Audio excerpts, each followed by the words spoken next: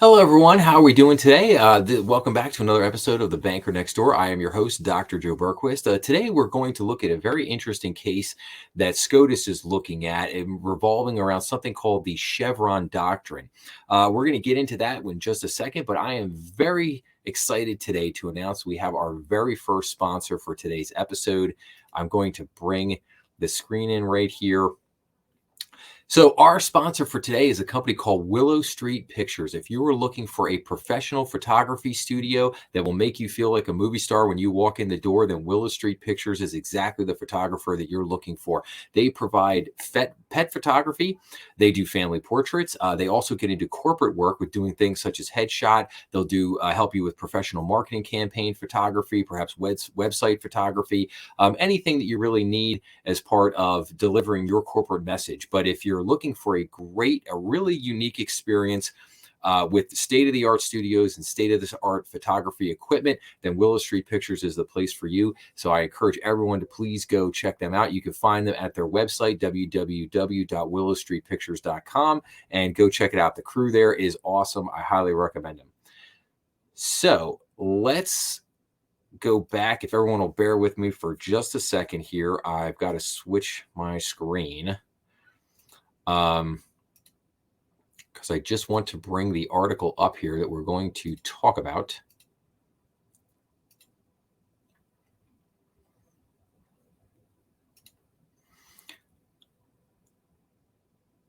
Okay, here we go. All right, so this is an article called, and I'm going to flip this out, make this a little bit better for everybody to see here. Okay, so this is an article called "The Supreme Court Goes Fishing." So if anybody subscribes to a website that I frequently love to use called Bank Director, Bank Director sends a weekly email called The Slant. And The Slant usually starts off with featuring a kind of an article from one of their editors. And this particular week was written by Emily McCormick, who is the Vice President of Editorial and Research for Bank Director. Emily does a fantastic job over there. So this is really interesting. So the Supreme Court is looking at two cases that get into what's called Chevron Doctrine. Now, I'm going to read to you guys.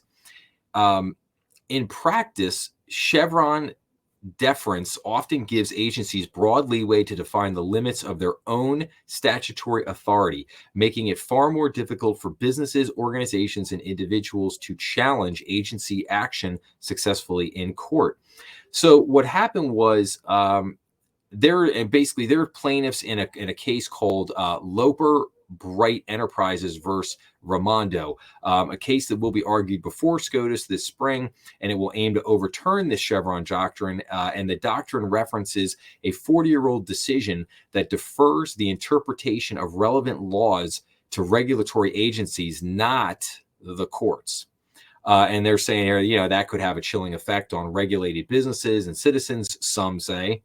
But the main case here that's at the argument that's going here. So you have a bunch of fishermen, and the fishermen. So there was this 1970s law that gives the National Oceanic and Atmospheric Administration authority to place monitors on commercial fishing boats.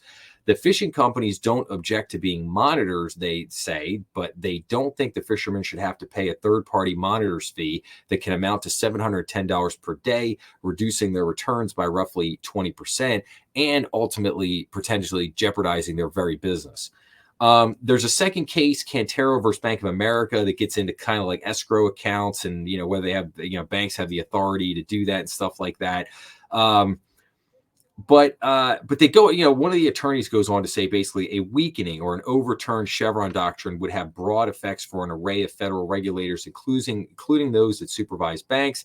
And that could have unintended consequences that bankers might not like because regulators play an important role in providing guidance and clarity to the industry. Chevron deference has a huge effect in providing nationwide clear guidance. Said an attorney from another firm. Without that, the industry could not look to the bank regulators to get any comfort from a regulatory compliance perspective. So I think this case brings up some very interesting things. From my perspective, I think there has been a view in America for a very long time that a lot of the regulatory agencies have too much power. And it's things like this, the Chevron Doctrine for the last 40 years that have given these agencies the power that they have. I mean, they basically, it says right in here, they have the statute and the authority to basically go in so in other words, Congress passes a law and then they go in and interpret it how they want. And then they issue regulations and things coming from that interpretation. And if you don't like that interpretation, it's basically tough cookies. Like you can't, like there's not, it's not that there's nothing you can do about it, but it is very, very difficult for you to challenge this regulation and the rulings that come from these federal regulators in court.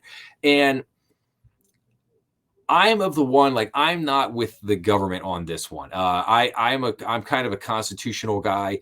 I like to think that when the founding fathers got together and were kind of designing the government, they didn't say, "Oh, we want to turn the decision making over to 3-letter agencies that will just interpret the law however they want, and then they will just go and create all the regulations and things that companies and businesses have to follow."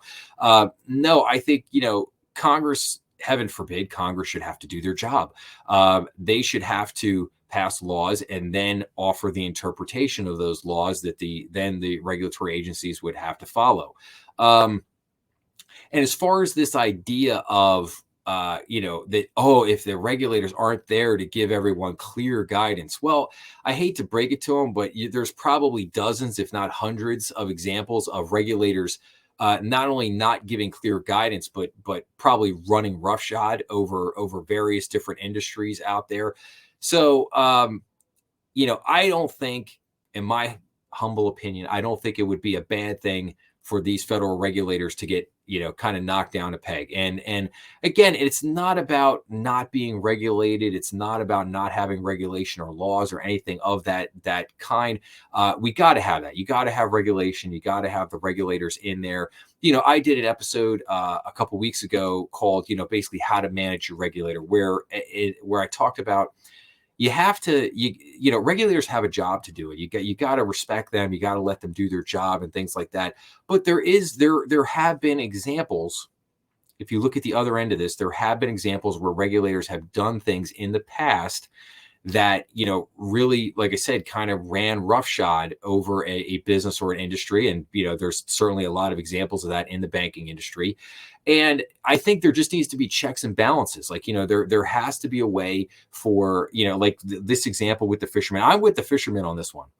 And I think it's ridiculous what's being done here today with the monitoring fees and everything. I mean, this is being done in kind of my view to really give them a hard time and potentially even drive some of them out of business. And that's not a good thing. So, and I think that, you do have to have a way there has to be a way for industries to be able to challenge these things in court.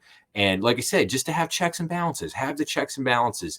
If a regulatory agency if they misinterpret the way that Congress put a law out there, or if they're just exerting too much power or being abusive in some way against a particular industry, then yeah, that industry has to be able to have a way to go to court, have their day in court, have their say, and potentially get relief from the courts, over that regulatory agency. I think that's just that would seemingly be common sense. But anyway, so what I'm going to do is I'm going to keep an eye on this one. I'm going to keep an eye on this one over the spring and the summer and just see what happens, see how this plays out. And then I'll report back to everybody and let everybody know kind of what happened here with this one. So, but that's it. Again, just something, this was just something really interesting that I noticed that I thought people would find very interesting because, this case could have a lot of ramifications. We'll have to see. Again, we'll have to see what plays out. But obviously, not just in banking, but in pretty much every any industry that's regulated across the board, could see some kind of changes there. So, but anyway, I hope everybody liked this video. Please make sure to like, subscribe, share. It always helps the channel. Make sure to go to thebankernextdoor.com and check that out. And I am posting these episodes up a little early this weekend. We're bringing them out on Saturday as opposed to Sunday because we got the Super Bowl tomorrow. I figured I'd try to give everybody a little bit more time to check some of these things out before they get all revved up and going with the Super Bowl and whatnot. So, but hope everybody enjoyed this episode, and I will be back real soon with some other great topics and other things we're going on. So thanks a lot.